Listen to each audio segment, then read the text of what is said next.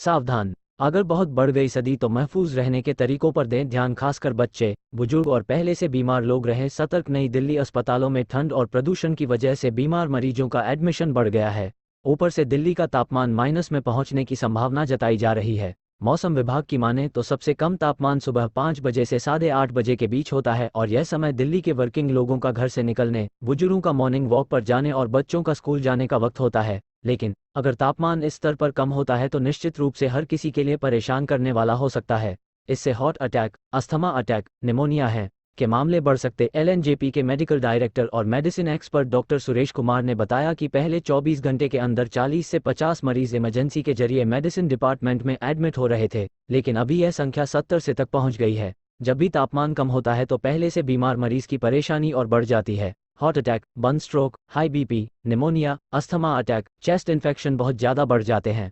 अगर temperature minus में जाता है या इसके आसपास भी पहुंचता है तो दिल्ली वालों की मुश्किलें बढ़ सकती हैं। डॉक्टर सुरेश ने कहा कि तापमान को मेंटेन करने के लिए बॉडी में एक सिस्टम होता है जिसे थर्मोस्टेट कहा जाता है। शरीर के अंदर का तापमान लगभग 35 डिग्री सेल्सियस होता है। अगर बाहर का तापमान कम या ज़्यादा है तो भी सिस्टम इसे 35 डिग्री बनाकर रखता है, लेकिन जब तापमान अचानक बहुत कम या ज़्यादा हो जाए तो यह सिस्टम काम नहीं करता। अगर इस स्थिति में इंसान लंबे समय तक रहे तो हाइपोथर्मिया हो सकता है।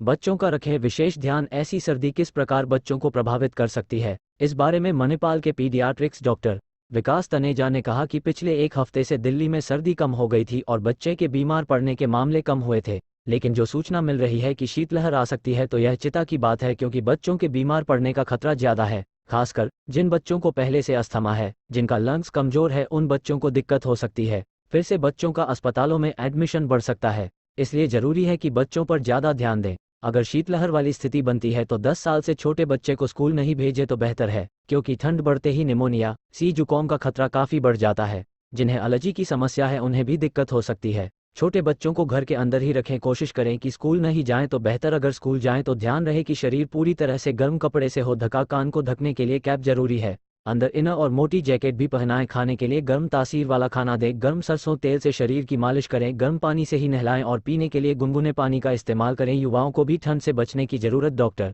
सुरेश ने कहा कि जब तापमान अचानक गर्म होता है तो हर किसी के शरीर पर इसका असर होता है, इसलिए युवा भी ठंड से बचें।